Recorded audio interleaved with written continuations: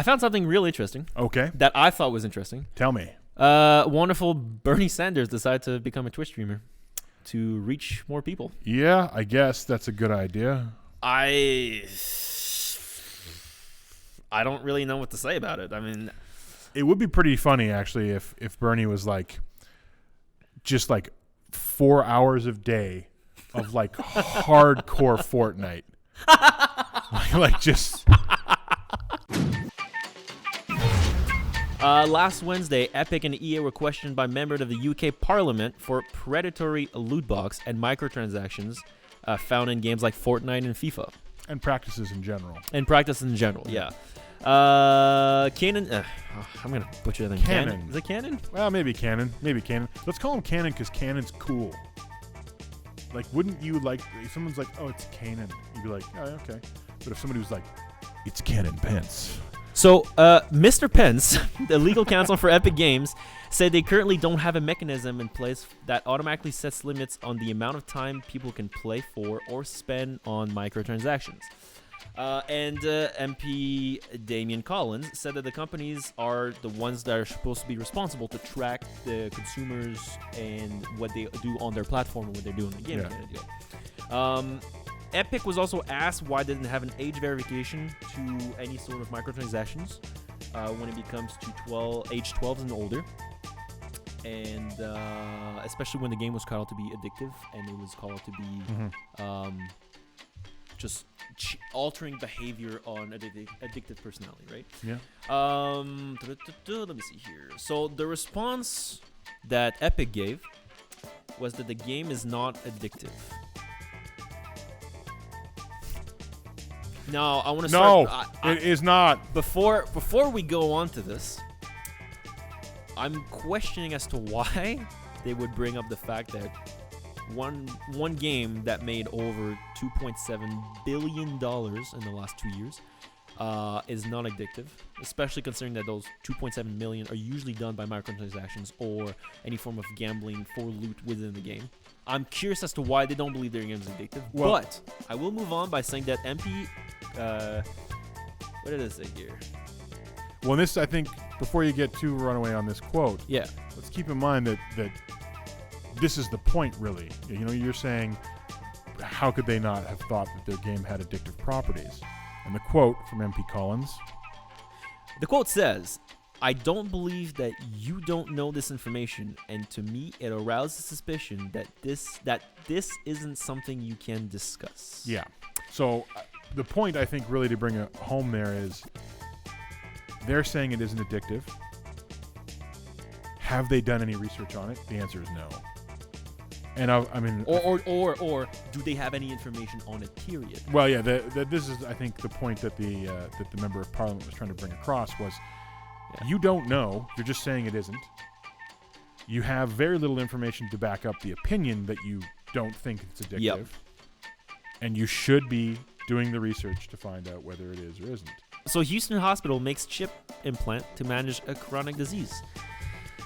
Houston scientists have developed a grape-sized Bluetooth chip that can be remotely controlled to deliver daily doses of medication. This technology can be used to help people with diseases like diabetes, heart disease, and arthritis, delivering daily doses of, any life-saving medicine when it comes to that. Yeah. Good stuff. It uses what is called a nanochannel delivery system. Really tiny tubes Sounds... that go in. Listen, I think it sounds cool, but it can be remotely controlled through Bluetooth, and it doesn't need any pumps, valves, any sort of power for about a year or so. We live in the future.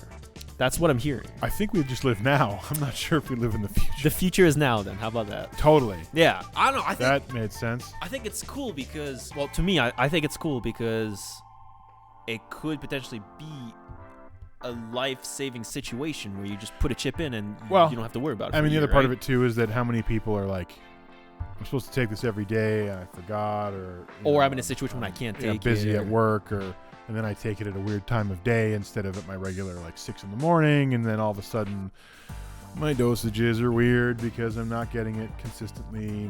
It's just one of those things that I think is a quality of life improvement, right? So, Super Pig X is coming out, and it wants blood. A lot of blood. Super Pig X is a platformer game, an indie developed game, in which, in order to discover what is going on in the room, you die horribly. Well, hang on. It is pitch black. It's pitch black. You can't see anything. I'm so and the happy. only way to outline the room is for you and your little piggy self to get mercilessly shredded and cover the entire room in blood. You got spikes. You got saw blades. You got treadmills. You got puzzles. You got traps. You got platforms. Everything's trying to kill you, all right? I didn't realize it was that fucking gory. Oh, yeah. Oh, How my did you God. not see it before? I did. There's I blood saw everywhere. briefly, There's but I secret was- levels. There's Oh, my vegan God. mode where you're falafel running around. You actually have to cheat in the game to win. There's glitches that you have to take advantage of. There's things you shouldn't touch or it will crash the game while you're playing. Oh my God. Back to your desktop. The next one's kind of interesting to me. I don't know. We have a pretty consistent history of being highly suspicious of any robot activity. Yeah. I mean, this one has no lasers. But the next one does give them But feelings. yes, Yeah. this one's learning to feel. And that's, I think, worse than the lasers. Scientists at MIT's Computer Science and Artificial Lab have created a KUKA robot arm to detect touch and images in tandem. Long story short, the robot. Artificial intelligence lab. I know, right? Long story short, they've developed a sort of like tactile sensor to actually let the robot know of the properties that they cannot physically understand without touching the item. So a robot can know that an ice cube is, well, a cube and made of translucent liquid, but it can't know that it's slippery until it touches it. They just found a way to teach it that it is slippery. Actually, they found a way to teach it that is cold, And slippery. Yeah. wet, and tasty all at the same time. So now we're giving feelings to robots. Yes. And part of the application is so that the robot can, for instance, and this is an excellent for instance that Matt gave us, in, say, the Amazon warehouse, Right. Which we talked about. the robots, when they pick things up, right now they have to use cameras to do a lot of bullshit to figure out, how do I pick it up and what do I do with it? Well, now it actually has the same kind of human sense to grab it, learn its weight, feel how well it can grip the item. Is it wet? Is it slippery? Mm-hmm. Does it have tape on it? And then react to those conditions. So- Battle Royale in the streets. Narrative in the sheets. I don't know what that meant. I was just told to read it. Do you know why I wrote it that way? I can think of several answers to that question. Why did you write it that way? Because you remember in the first, I think it was the very first podcast when we spent about half hour talking about like your shitting rituals and Yes. and just Recall that general- vividly. General poop and fecal matter stuff. Yeah, correct. Yesterday, turns out I was extremely sick and I was a human asshole fountain for about 24 hours. And I didn't know that I still had some work to do, including for day one. So I started typing a bunch of shit while I was on the shitter. So not a lot of the stuff that I said made sense. But Fair I enough. live my life knowing that I have no regrets. You and go will forward Yeah, doing what you have to do. I do. Yep. I can appreciate that. But somebody else goes forward knowing that they have to do something, but apparently.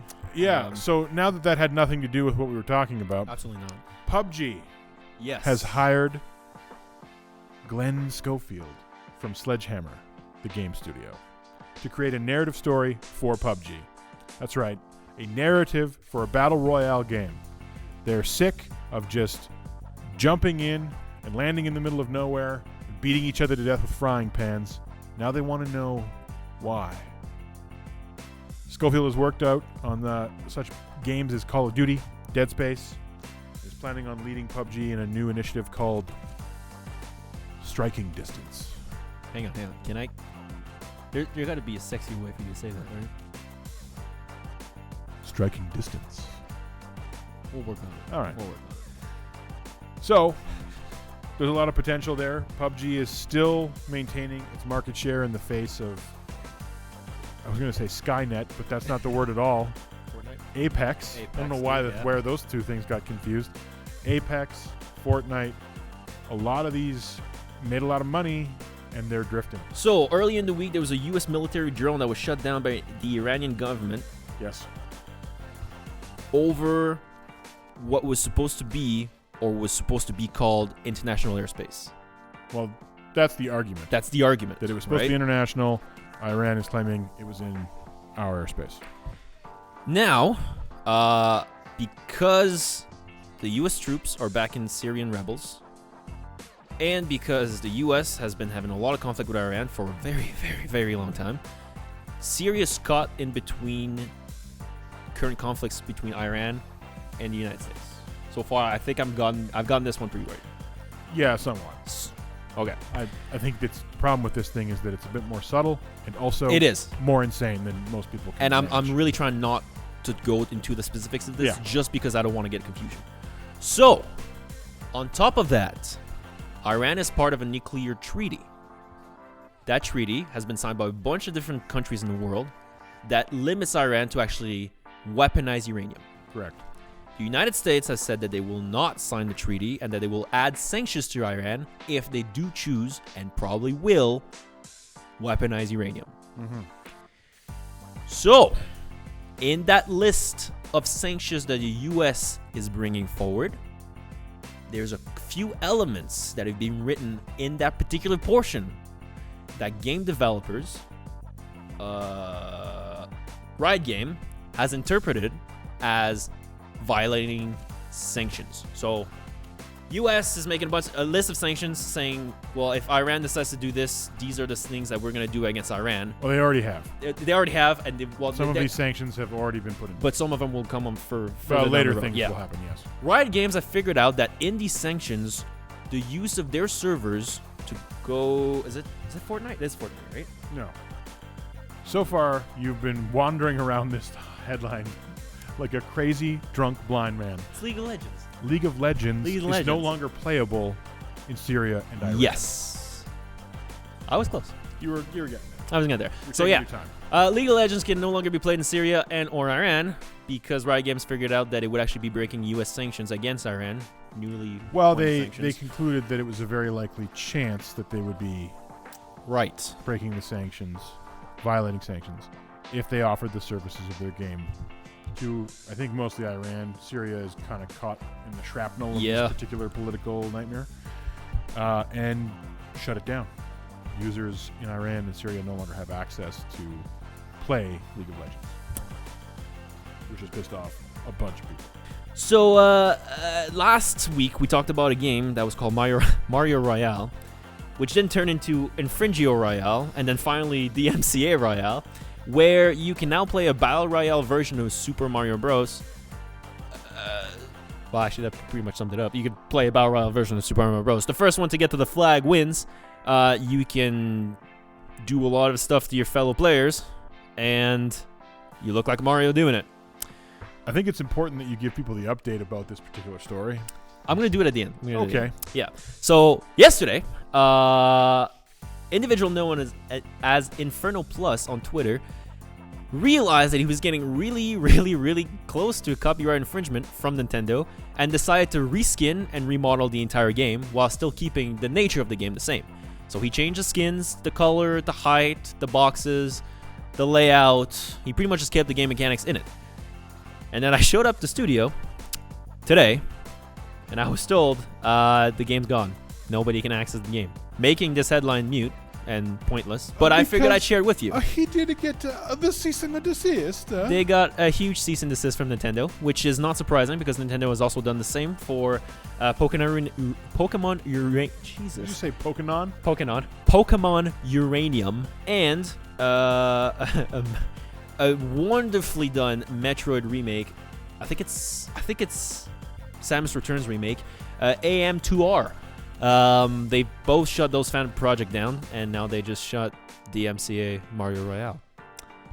So as you may or may not be aware, Trump has been having some issues with China.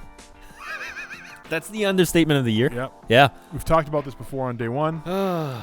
The various issues with the trade war that is currently waging between the United States and China. Those three manufacturers actually, in a written joint letter, to the Office of the United States Trade Representation requested that game consoles be excluded from the tariff list. Yeah. And some of their concerns were that it would be damaging to the consumer, that it would damage video game developers, retailers, console manufacturers, everyone in a global supply chain. Thousands of jobs within the industry would be in jeopardy, and it would stifle innovation within the industry itself. So, according to that letter, 96% of all game-related products come from China. And the United States is mostly an import country.